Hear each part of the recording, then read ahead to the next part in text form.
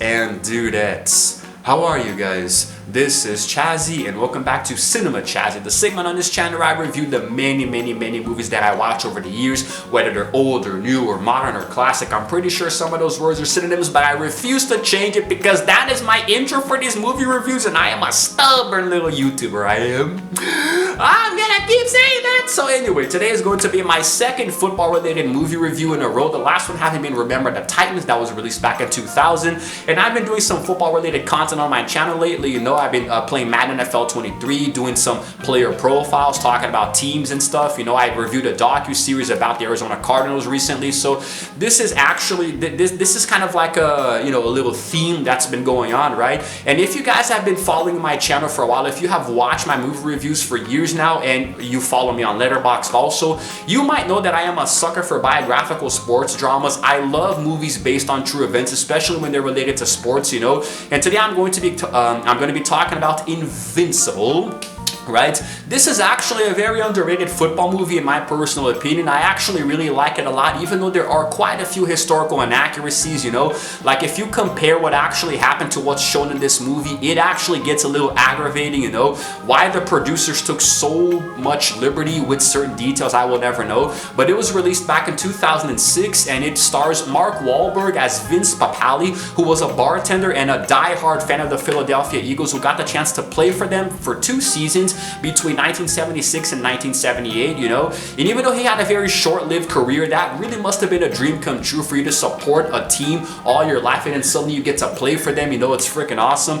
This movie was produced by Walt Disney Pictures and Mayhem Pictures and it was distributed by Buena Vista Pictures and it was pretty largely successful. It had a budget of $30 million and, you know, went on to gross a little bit more at $58.5 million, you know, at the box office. But, I mean, it's not like a flop or anything, but it's also not like a humongous financial success, you know. But still, it was nice. It was pretty entertaining and I actually enjoyed the way that they crafted the drama around the real life Vince, you know, even though they did sprinkle in a few things that never happened or happened differently, you know. It's just, I don't know, it can get a little cringy at times, especially if you know what really went down in real life. But as an actual standalone work of cinema, I think it's really cool. I really love the way that they incorporated football, you know, the elements of the players trying out and training, you know, getting to see a little bit more of that NFL world back in the 70s. I think it was awesome. Mark Wahlberg, really good performance. He's one of my favorite actors ever. You know, I've been really watching a lot of his movies lately, but some of his movies are absolutely terrible. They suck. It almost seems like he doesn't know how to act, you know, but some roles that he takes on, he really hits out of the park, you know. Nice little baseball reference in a video talking about a football movie. But anyway, before I continue and talk a little bit about the plot, you know, and try to sum it up, let's take a look at a clip here from the movie. You gotta try out this weekend. Nobody's trying out. He's 30 years old for one thing. The Eagles' biggest fan. So the one where Vince runs around everyone. Oh, man, my car! Is about to take a shot at a dream. Even if you're down there for 1 hour, you're down there. So, the movie starts off in 1970s Philadelphia where southern parts of the city are in chaos because of a lot of people losing their jobs, you know, and also the NFL team, you know, the Eagles enduring a string of losing seasons, so the people are really on edge, they're stressed out, you know, and we follow Vince, who's a 30-year-old substitute teacher, you know, who plays football with his friends at a sandlot. We see them playing a game, you know, just a random little pickup game, and it shows Vince, you know, playing much better, you know. We see that he has a little bit more skill and talent, you know, he runs faster, he makes tackles, you know. There's one particular play where he freaking he runs from one end of the sandlot to the other and tackles a play before he can make a touchdown, you know. But he comes home and we see that he has a very estranged relationship with his wife, you know, because she doesn't really like him playing football all day, playing games and not providing proper income, you know. So then he goes to the bar, he meets this new co-bartender named Janet, who is a die-hard, you know, New York Giants fan, and because she's hot, we already know she's gonna be the eventual love interest. There's like no suspense sense at all, you know. But so they see on TV that the Eagles have hired a new head coach named Dick Vermeil. I'm sorry if I mispronounce his name, Dick Vermeil, and that's actually his first name, by the way. So he actually is holding public tryouts for fans to come and try to land a spot on the team, you know. Everybody encourages Vince to go, but he's like, nah. So eventually he goes back home and finds out that his wife has actually left him, you know, and took a lot of their stuff, you know. So then he's distraught, and also he gets laid off from his job as a substitute teacher, so he works part-time as a bartender, you know, so it becomes his full-time job. And then he eventually decides to go to the public tryout for the Eagles. He gets there. There's like hundreds of residents who, you know, who are younger and faster and more stocky and built, you know. But, you know, he goes to the tryout, you know, he does all of the tests, and he does manage to impress the coach, you know, who goes to find him after he's trying to start his car and invites him to training camp. He goes there, you know, for his shot, and he does face a lot of disrespect and kind of like, let's say, a little bit of hazing from the other older, more experienced players, you know. Because he is 30, it's a bit too old for you to start an NFL career, but still, you know, he does his thing, he plays, you know, connects his passes and tackles and whatnot, you know, this and that. He impresses everybody, and at the very end, there is a spot. There are just one spot for two players, which is Vince and another veteran player, and the assistant coach convinces him, the coach, to actually take Vince, you know. And the movie starts to show the dynamics between him and the players and his friends back home, you know. Eventually, his dad offers for him to move in with him. He does take Janet out on a date, but then he unfortunately pushes her away by saying he needs to focus more on his football career, which is a classic douchebag move, you know. Push away the very, very pretty girl who is clearly into you, but all right, you know. He does get her in the end eventually. So unfortunately, you know, he does get drafted, let's say drafted, you know, by the Eagles, and he starts playing with them, but it doesn't really get off to a very good, he doesn't really get off to a very good start. You know, they lose all of their preseason games, and they also lose the regular season opener, you know, and the fans, the media, you know, that they're starting to kind of question the coach, you know, why did you bring in this 30-year-old veteran, this 30-year-old rando, you know, who barely plays football properly. But, you know, the game starts to go on and on. He goes eventually back to the Sandlot to play a pickup game with his friends, and that fires him up, you know, before their next game. So then in the home opener, which is against the New York Giants, which Janet supports, you know, there are a series of events that happens throughout the game that allows Vince to play a little better, you know. One thing leads to another, and eventually in the fourth quarter, he gets them a touchdown, which gives him not only his first career touchdown, but the first win of his career with the Eagles. The fans go crazy and stuff, you know, it's awesome, you know. And then the post-credit scene says that he eventually goes on to marry Janet, and he actually helps the Eagles, you know, he helps transform them into a winning team, you know, which culminates in an appearance in Super Bowl 15, which was in 1981. It's really awesome, a very happy ending, amazing, incredible story and a journey, until you find out that a lot of what you saw wasn't actually what happened in real life, which is the next part that I'm going to get to. But first, yet another clip here from Invincible. How we doing, AC? I've seen glaciers move faster. Where'd you play your college ball? I didn't play college ball. You mind me asking you how old you are? If you don't mind me asking how old you are, Coach. Shocking news from today's tryout. The Eagles have decided to invite one man to training camp, Philly's own Vince Papale. Now, before I get into those aforementioned inaccuracies that were just all over the place, let's talk about the cast, right? We had, of course, Mark Wahlberg playing Vince Papale. This wasn't one of his earliest roles because he was active since like the late 80s. You know, he started acting in 1989, but still, in my head, it feels so early because I'm a 90s kid. So every movie that was released, you know, in like the early to mid 2000s, to me is nostalgic. It feels like it was so early, you know, but still, I liked it. In my personal opinion, it's one of Mark Wahlberg's best movies because I am a football fan. We had Greg Kinnear playing Coach Dick Vermeil, you know, and who is actually, you know, literally, this really was the coach in real life. That was his name. He was an exact caricature of him. Then we had Elizabeth Banks playing Janet Cantrell, you know, who was the love interest, you know. Man, she wasn't even part of his life. But anyway, so very, very, very beautiful, smoking hot love interest, you know, nice little blonde girl from New York. And then we had, you know, Kevin Conway as Frank Papale, who was Vince's father, you know. The main cast actually had a lot of really good chemistry, you know, although the romance between, you know, Janet and Vince seemed a little forced at times, but still, it was nice. And also we had Michael Rispoli as Max Cantrell, who I believe was either the brother or the cousin of Janet, you know, because of the same last name. I completely forgot, but still.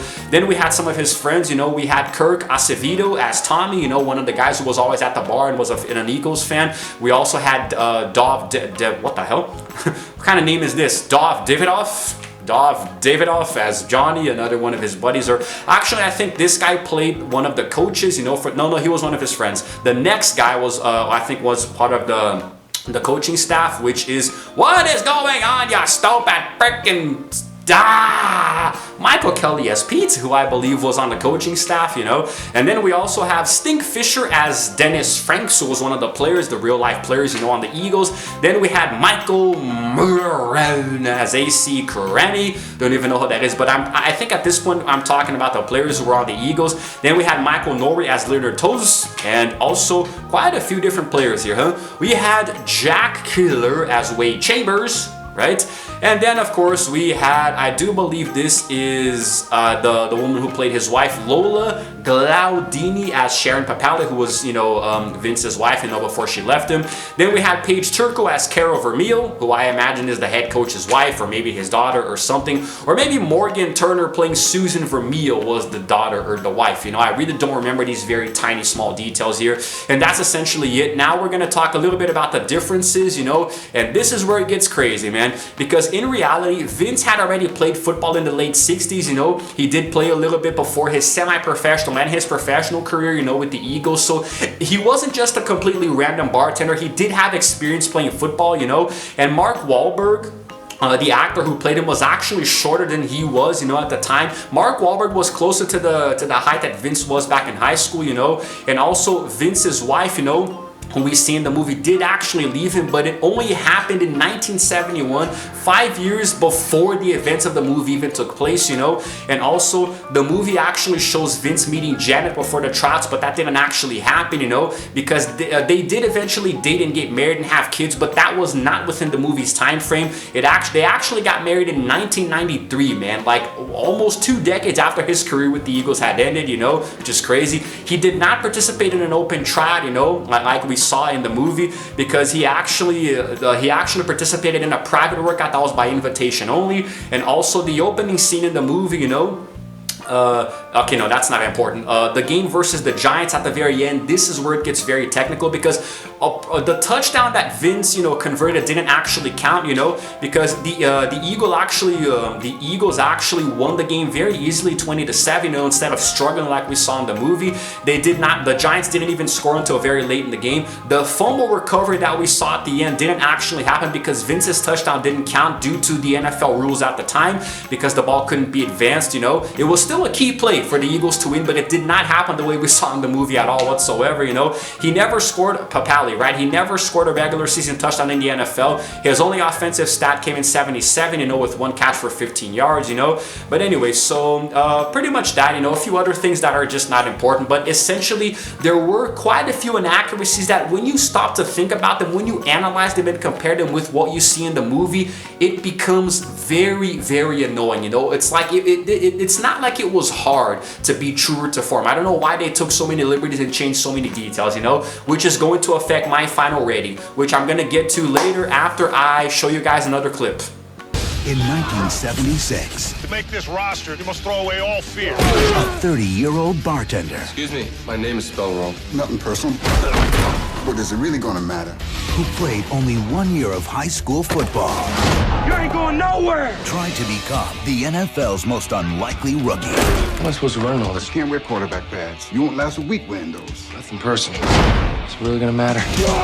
I actually made a mistake earlier in the video, by the way, that I just remembered, and I probably already fixed it in post at this point, but I'm still going to clarify. You know, I said that Vince played for 2 seasons, you know, with the Eagles, but it was actually 3 because he played the 1976, 77, and 78 seasons, right? So it was actually 3. I'm sorry about that. It's because I did the math wrong. 76 plus 2 is 78, so I thought it was 2 seasons. But anyway, I should point out that he was a wide receiver, you know, and he played primarily on special teams, so it wasn't like exactly a remarkable career or anything, but it was short. But still, I'm pretty sure he had fun, you know. He did, you know, throw a few touchdowns and stuff, and I'm pretty sure he liked it. Throw a few touchdowns as a wide receiver. He caught a few touchdowns. God, what is wrong with me? But anyway, so another interesting point that I wanted to share with you guys, you know, a lot of the movie scenes were actually filmed in Franklin Field at the University of Pennsylvania, you know, and you know, the production crew used the locker rooms and the field and stuff. And why is that relevant? Because Franklin Field was actually the Philadelphia Eagles' home field, you know, for 13 seasons, man, from 1958 to 1970. How cool is that, you know? They filmed the football scenes at the actual field that the real life team used, man. That is just awesome. So yes, and a few other scenes here and there, you know, but like in general, the movie had a very grounded and authentic cinematography, you know. It's different than other fantasy sports movies like Space Jam, you know, the first and the sequel, because this was so relatable, you know. It's like a regular average Joe Nobody who one day gets this chance to play professional football for his actual team that he has supported all his life, you know. It's crazy, man, you know. And there's an underdog factor as well, you know. This idea, you know, the very heartfelt message, you know, about you pursuing your dreams and, you know, having adversity thrown in your face and overcoming it much better than you could have imagined, you know. This guy who loves football was out of a job. All he wanted was to make more money, and he goes for it, to try it, and actually makes it, you know. It's a real true American underdog story, you know. I really like it, man. And it's very similar to Gridiron Gang, you know, the movie that I reviewed, like I think last year at this point when I was playing Madden 21. It's similar, but at the same time, it's a little different, you know, because that movie was about prisoners overcoming adversity, you know. It was actually really cool how that movie was structured and how it was put together. However, maybe a better example was The Blind Side, which I also reviewed around the same time period, you know, about Michael Orr. So Vince Papale, you know, he didn't exactly face hardships like those other two movies depicted, you know, but still, it was cool, man. I thought the editing was awesome. The soundtrack was really good. There was a really good opening song that was Jim Croc's I Got a Name, you know, and the movie just got better. Everything about it was cool. I thought the production design was awesome, and despite the inaccuracies, it ultimately did not completely bog down the movie, because I'm trying to analyze it as an actual movie, a motion picture, you know, and because I did like what I saw, and I really loved it before discovering all of the incorrect, you know, factors, you know, revolving the true events, I'm gonna give this movie an 8 out of 10. You know, I think that's fair, because 7 or less is just doing it a lot of injustice. I really did like this movie, you know, just a mixture of sports and drama, just this gritty backdrop and a very good, well-rounded cast with good chemistry as well, you know. I don't know, man, the conflict was there. You could really feel the tension in every single scene, despite it being a movie about football, you know. I just really liked it. I really liked it a lot, you know. Like, it's really hard because it felt genuine despite all of the damn inaccuracies, man. You know, everything, there was so much wrong, and I'm sorry to keep mentioning that, but in general, the atmosphere was still very uplifting, okay? It was very good to watch, you know. I really liked the depictions of actual football games and tryouts and training with the players in the locker room, you know, showing the actual genuine, you know, 70s gear, you know. It was really cool. Where Vince got a note from his wife, you know, before she left him, saying that, you know, he would never amount to anything in life, and then he rips up that note at the end, you know, before he plays his final game. It's awesome, man. And that's essentially it, you know. By the way, spoilers, if you didn't already know that, you know, there were quite a few spoilers. If you watched it until the end, thank you for giving me the view time. But if you never saw this movie, then, yeah, well, man, I mean, it says review in the title. You should know that there are spoilers, you freaking wombat. But anyway, guys, if you happen to like this video, if you ever saw this movie and you liked it, let me know in the comments below, you know, what you thought about this review. If you liked the movie, if the inaccuracies bothered you or didn't, you know, if it affects your personal rating. And if you happen to like it, please go ahead and give it a like, and also subscribe to my channel, because I release videos every single day. And while you're at it, hit the notification bell too, so you can know exactly what time I upload. And it's all good. It's all good. I believe this might be the last. No, there's still gonna be one more football movie that I'm gonna review later, so stay tuned to that. Anyway, guys, this is Chazzy signing out for now. If I have enough of a clip left to show you, I will at the very end, like I normally do. But if not, it's gonna be just the outro screen. So yeah, this is Chazzy signing out for now. So as always, I will see you guys in the next video. Roll the outro screen. You have a story, my friend. One man is pursuing an entire city's dreams. Papale is not making this team, and I am not going to be the laughingstock among the owners. When I told you not to get your hopes up, didn't mean that I wasn't. Mark Wahlberg, Greg Kinnear, Let's go to work. Invincible.